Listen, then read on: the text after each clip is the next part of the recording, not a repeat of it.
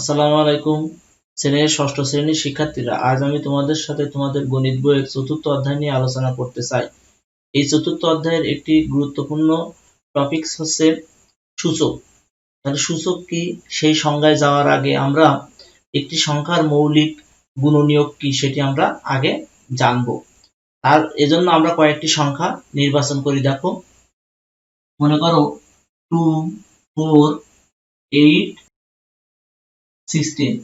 এই সংখ্যাগুলোর মৌলিক গুণনীয়কগুলো আমরা বের করি। দেখো, 2 সমান আমরা লিখতে পারি 2, অর্থাৎ 2 আছে একবার। তাহলে এখানে আমরা লিখতে পারি 2 টু দি পাওয়ার 1। আবার 4 সমান আমরা কি লিখতে পারি? দেখো, 4 সমান কি 2 গুণন 2, অর্থাৎ এখানে তার মানে কি 2 গুণ আকারে আছে 2 বার। তাহলে আমরা লিখতে পারি 2 গুণ আকারে আছে 2 বার। এটাকে লিখতে পারি আমরা 2 স্কয়ার। আবার 8 সমান আমরা লিখতে পারি কি 2 গুণন 2 গুণন 2, অর্থাৎ 2 গুণ আকারে আছে কয়বার? দেখো 1 2 3, 3 বার। এটাকে লিখতে পারি আমরা 2 কিউ। তারপরে আবার 16 সমান আমরা কি লিখতে পারি? দেখো, 2 গুণন 2 গুণন 2 গুণন 2। এখান থেকে আমরা লিখতে পারি 2 গুণ আকারে আছে 4 বার। তাহলে আমরা এটা লিখতে পারি 2 টু দি পাওয়ার 4। তাহলে সূচক কি? একটি সংখ্যা আসলে কতবার গুণ আকারে আছে সেই সংখ্যার ঘাত বা পাওয়ারকে তার সূচক বলে। যেমন আমরা এখানে লিখলাম 8 সমান আমরা লিখলাম 2 কিউ। তাহলে এই যে 2 কিউ কথাটির অর্থ হচ্ছে 2 কতবার গুণ আকারে আছে? 2 গুণ আকারে আছে 3 বার। তাহলে এই 3 কে বলা হবে ঘাত বা পাওয়ার বা শক্তি, আর 2 কে বলা হবে ভিত্তি। তাহলে তো শিক্ষার্থী তোমরা বুঝতে পারছো, এই 3 হচ্ছে ঘাত আর 2 হচ্ছে বেস বা ভিত্তি। এটাকে আমরা বেসও বলতে পারি। নিশ্চয় তাহলে শিক্ষার্থীরা তোমরা সূচক কি সেটি বুঝতে পেরেছো। সূচক হচ্ছে একটি সংখ্যা কতবার গুণ আকারে আছে সেই বারটা হচ্ছে কিন্তু তার ঘাত বা পাওয়ার বা সূচক। খেয়াল করো, এখানে এই 16 কে আমরা লিখলাম এই যে 2 দুগুণে 4, 4 দুগুণে 8, 8 দুগুণে 16, অর্থাৎ এখানে 2 4 বার গুণ আকারে আছে। তাহলে এই এই 4 হবে এর সূচক আর 2 হবে তার বেস। নিশ্চয়ই তোমরা সূচক এবং বেস এই বিষয়টা ভালোভাবে খেয়াল করেছো। এবার আমরা এটা তো সংখ্যা নিয়ে দেখলাম, এবার আমরা একটি বীজগাণিতিক রাশি নিয়ে দেখি। মনে করো এ যে কোনো একটা বীজগাণিতিক রাশি। এখন এর সাথে যদি আমরা এ গুণ করি তাহলে কি পাই? এ গুণন এ সমান আমি পাই এ স্কয়ার। এটাকে বলা হবে এ এর বর্গ।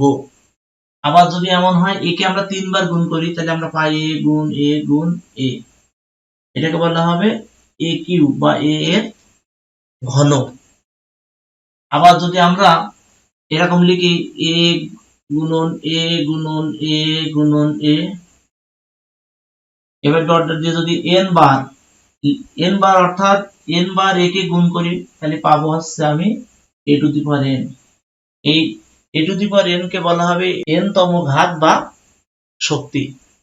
তাহলে শিক্ষার্থীরা তোমরা চলকের সাহায্যে কিভাবে সূচক হয় সেটিও তোমরা দেখলে। এখানে আমরা এ চলক বা যে কোনো বীজগাণিতিক রাশি ধরলাম, আর এগুলো হচ্ছে তার সূচক। এই যে পাওয়ার, অর্থাৎ এর মাথার পরে 3 আছে, তার মানে এ 3 বার গুণ আকার আছে। যদি 4 থাকে তাহলে 4 বার গুণ আছে। যখন এখানে এন আছে তাহলে এ এন সংখ্যক গুণ আকারে আছে।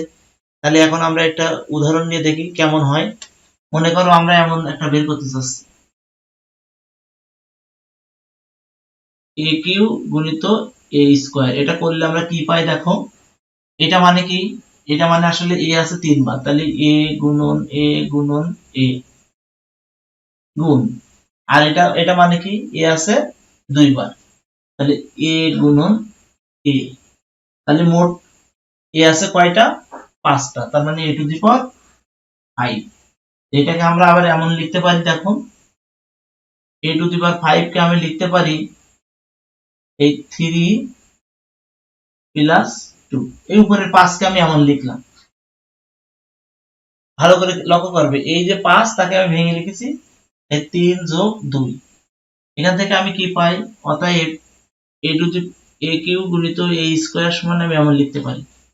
এখন যদি এই 3 এর জায়গায় আমরা m আর 2 এর জায়গায় n বসাই, অর্থাৎ যে কোনো দুটো স্বাভাবিক সংখ্যার ক্ষেত্রে আমরা যদি এটাকে হিসাব করি, তাহলে কেমন আসে দেখো, a to the power m গুণিত a to the power n সমান আমি পাচ্ছি a to the power m plus n, যেখানে m ও n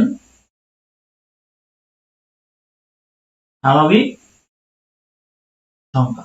স্বাভাবিক সংখ্যা মানে কি, m আর n এর মানে 1 2 3 4 5 ইত্যাদি ইত্যাদি হতে পারে, আর এ যে কোনো সংখ্যা। তাহলে এই যে আমরা একটা এখান থেকে একটা সূত্র পেয়ে গেলাম, এদের দেখো এই যদি বেস সেমই হয়, তাহলে এই এদের ভিতরে যদি গুণের সম্পর্ক হয়, তাহলে পাওয়ার যোগ করতে হয়, এটাকে বলা হয় সূচকের মৌলিক সূত্র। এখান থেকে দেখো আমরা আরেকটা জিনিস একটু বের করতে পারি কিনা, যদি আমরা এটাকে ভাগ করি, ধরো আমাদের এমন ছিল a টু দি পাওয়ার 5 ভাগ a কিউব, এটাকে আমরা কেমন লিখতে পারি, a টু দি পাওয়ার 5 মানে a আছে 5টি, তাহলে a গুণন a গুণন a গুণন a গুণন 1 2 3 4 5 a, আর কিউব মানে কত আসে দেখো a গুণন a গুণন a, তাহলে এখানে শেষ পর্যন্ত আমাদের কি দাঁড়ায়, এইটা এটা কাটা এটা এটা কাটা এটা এটা কাটা, তাহলে থাকলো আমার a স্কয়ার। এটাকে আমি লিখতে পারি এমন a to the power 5 minus 3, দেখো 5 থেকে যদি আমি 3 বাদ দিই 2 পাই, তাহলে এখান থেকে কি পাই শেষ পর্যন্ত আমি a to the power 5 by a to the power cube সমান এটা পেলাম। এখান থেকে আমরা আরেকটা সূত্র দেখো দাঁড় করাতে পারি কিনা, এটাকে যদি আমরা এমন লিখি a to the power m by a to the power n সমান a to the power m minus n, তাহলে এটি হচ্ছে সূচকের আরেকটি সূত্র। সেটি কিভাবে পেলাম, দেখো বেস যদি একই হয়, তাহলে এদের ভিতরে ভাগ থাকলে পাওয়ার বিয়োগ হয়। এখান থেকে আমরা এই বিষয়টি ভালোভাবে নিশ্চয় বুঝতে পারি। শিক্ষার্থীরা দেখো, এখন এই যে আমাদের যে আমরা m ও n স্বাভাবিক সংখ্যা নিলাম, এই সংখ্যা দুটো যদি সমান হয়, এক্ষেত্রে আমরা কি পাই দেখো তো, এটা থেকে খেয়াল করো, m সমান n হলে আমরা কি পাই দেখো, তাহলে আমরা m সমান যেহেতু n, এখানে দুটো n বসাই দিই, a to the power n by a to the power n সমান আমি পেয়ে গেলাম a to the power n minus n, তাহলে এটা একই জিনিস, কাটাকাটি করলে এটা 1 হয় আর এটা হয় a টু দি পাওয়ার 0। তাহলে এখান থেকে আমরা বলতে পারি অতএব a টু দি পাওয়ার 0 সমান 1, যেখানে a নট ইকুয়াল টু 0, যে কোনো শূন্য নয় এমন যে কোনো সংখ্যার ঘাত যদি শূন্য হয়, তাহলে তার মান হচ্ছে 1, অর্থাৎ দেখো এর মান যদি শূন্য না হয়, তাহলে তার ঘাত যদি শূন্য হয়, তাহলে তার মান আমরা পাবো 1। তাহলে এখান থেকে আমরা আরেকটা সূত্র আমরা শিখলাম। এখন তোমাদের বইয়ের কয়েকটা অঙ্ক আমরা এই নিয়মে প্র্যাকটিস করব। শিক্ষার্থীরা তোমরা তোমাদের বইয়ের কয়েকটা অঙ্ক আমি এখন লিখছি, তোমরা এই অঙ্কগুলো ভালোভাবে লক্ষ্য করো। শিক্ষার্থীরা তোমরা বোর্ডে দুটি অঙ্ক দেখতে পাচ্ছ, এখন আমি এই দুটি অঙ্ক তোমাদেরকে করে দিচ্ছি, তোমরা মনোযোগ দিয়ে অঙ্ক দুটি দেখো। দেখো প্রথমে 1 নম্বর অঙ্কটি খেয়াল করো, 2a গুণ 3b স্কয়ার গুণ 4c গুণ 6a স্কয়ার গুণন 5b কিউব। এখানে লক্ষ্য করো, আমরা এক জাতীয় সংখ্যাগুলো এক জায়গায় নিব। প্রথমে আমরা এই যে সাংখ্যিক সহগগুলো দেখো কি কি আছে, এই 2 3 4 6 আর 5, এই সাংখ্যিক সহগ আমরা আলাদা করে গুণ করব। তার আগে আমরা এই চলকগুলো এক জায়গায় করি, এক জাতীয় চলক, অর্থাৎ 2a গুণিত 6a স্কয়ার, তাহলে a গুলো এক জায়গায় নিলাম, এবার b গুলো এক জায়গায় নিই, 3b স্কয়ার গুণিত 5b কিউব, তার সাথে আমার থাকছে গুণন 4c। আর এটা গুণ করলে কত হয় দেখো, এই 6 দুগুণে 12, আর একটু আগে দেখলে তোমরা গুণ থাকলে পাওয়ার যোগ করতে হয়, তাহলে এখানে 1 আছে, তাহলে কি হয় a কিউব।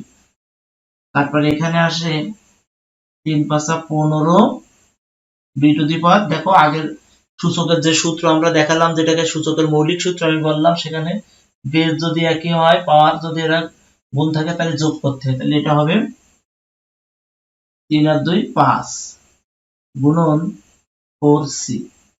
তাহলে এটা আমরা গুণ করব কি, এই 12, এটা কথা হচ্ছে দেখো 4 15 60, আর 60 এর সাথে যদি আমরা 12 গুণ করি, তাহলে 6 12 72, অর্থাৎ 720।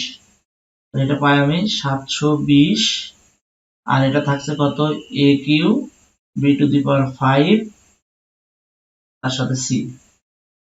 তাহলে 1 নম্বর অঙ্কটি আমরা এখানে করে দিলাম সরল। শিক্ষার্থীরা তোমরা খেয়াল করবে, এইখানে কিন্তু যেগুলোর একই চলক সেগুলোকে এক জায়গায় নিতে হবে। এই যে আমরা প্রথমে এগুলো এক জায়গায় নিলাম, তারপরে বি গুলো, তারপরে সি। তাহলে 1 নম্বর অঙ্কটি আমি শেষ করলাম। এবার দেখো এখানে আমি আরেকটি অঙ্ক লিখেছি, এখানে এর মান, বির মান আর সির মান দেওয়া আছে। এখানে আমরা দুটো রাশি আছে, একটা রাশি একটা রাশি। প্রথমে আমরা 1 নম্বর অঙ্কটি করি। 1 নম্বর অঙ্কে কি আছে, a square plus 2ab minus c। এর মান আমার কত দেখো 1, তারপর 1 এর পরে স্কয়ার দিলাম প্লাস 2, এর মান 1, বির মান 2 মাইনাস সির মান 3। তাহলে এখান থেকে আমরা কত পাই, 1 প্লাস 2 দুগুণে 4 মাইনাস 3, অর্থাৎ 4 এর 1 5, 5 থেকে বাদ যাচ্ছে 3, থাকছে 2। তাহলে এখানে সহজ একটি অঙ্ক, নিশ্চয়ই তোমরা এই অঙ্কটি বুঝতে পেরেছো। এবার 2 নম্বর অঙ্কটি দেখো, এটা হচ্ছে B Q plus C Q. বির মান কত আমার আছে 2, তাহলে এখানে বির মান আমরা 2 বসাই, 2 কিউব প্লাস সির মান 3 তার কিউব। তাহলে 2 কিউব মানে আসলে এটা এমন 2 গুণ 2 গুণ 2 যোগ 3 কিউব, অর্থাৎ 3 গুণ আকারে আছে 3 বার। তাহলে সেটাকে আমরা লিখবো 3 গুণন 3 গুণন 3। তাহলে এটা হচ্ছে 8 যোগ 3 3 কে 9, 3 9 27। তাহলে 27 আর 8 যোগ করলে হয় 35। তাহলে এটার উত্তর হচ্ছে 35। শিক্ষার্থীরা এই জাতীয় অঙ্ক 4.2 এ আরো অনেকগুলো আছে, তোমরা সেগুলো প্র্যাকটিস করবে।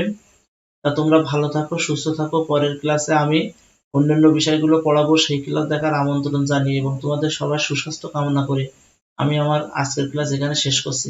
আল্লাহ হাফেজ।